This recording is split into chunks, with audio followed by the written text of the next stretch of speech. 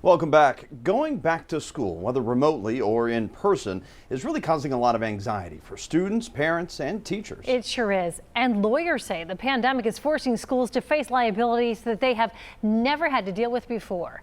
Investigative reporter Paula Christian spoke to two families with special needs children who worry about what school is going to look like for them this fall. Give us 4 or blue. Sometimes it would take me up to a half hour just to get her to write her name on the paper. Remote learning was difficult for many families after schools shut down this spring. But for parents of special needs children like Tasha Faruqi, on some days it felt impossible. No matter what the school could provide me virtual, I needed a person. Can you help me? Faruqi's 8-year-old daughter Soraya has a complex medical history. She needs braces to walk, a G-tube for feeding, and a team at Montgomery Elementary to help her thrive. Remote learning was frustrating for Soraya.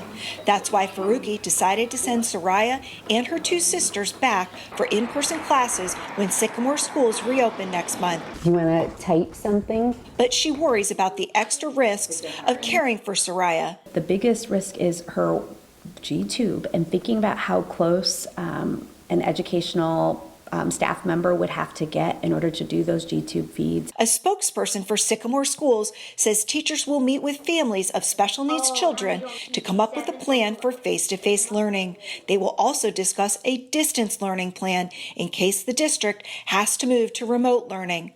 Carla Leader is a special education attorney who says schools could face unprecedented liability issues this fall. How's a bus driver going to monitor and enforce mask wearing and social distancing while he or she is driving a bus? Some buses will have a bus aid, but not all. She predicts it will be difficult for teachers to enforce mask wearing and social distancing with students. I think it's going to be chaos. I really do. She says there will also be struggles for remote learners, especially children with special needs and economically disadvantaged families who may not have enough computer devices or have poor Wi-Fi capability. I don't think we even know the harm that is going to be caused to students because of this pandemic.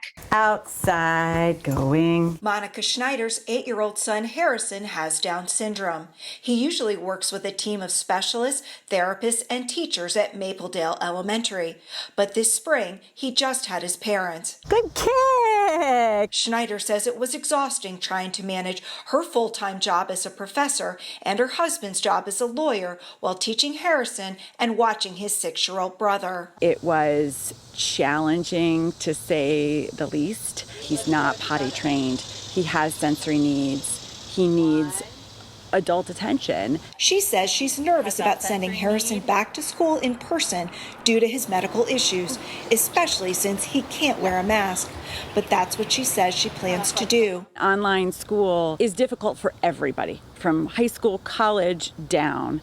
But it's impossible for my son to do it on his own. Employment attorney Matt Miller-Novak says teachers have their own concerns about returning to the classroom. I've certainly seen a lot of issues or complaints or fears that teachers with pre-existing conditions that are high risk for COVID don't want to have to come back to the classroom. He says teachers may be forced to return to the classroom and some may file lawsuits over it.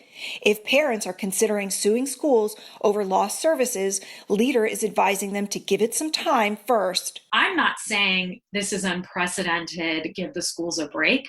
I'm saying this is unprecedented, give the schools some time. The parents I spoke with had good things to say about Sycamore schools. While they both hope for a better scenario for their special needs children in the future, for right now, they say the district is doing the best that it can. Paula Christian, WCPO 9 I-Team.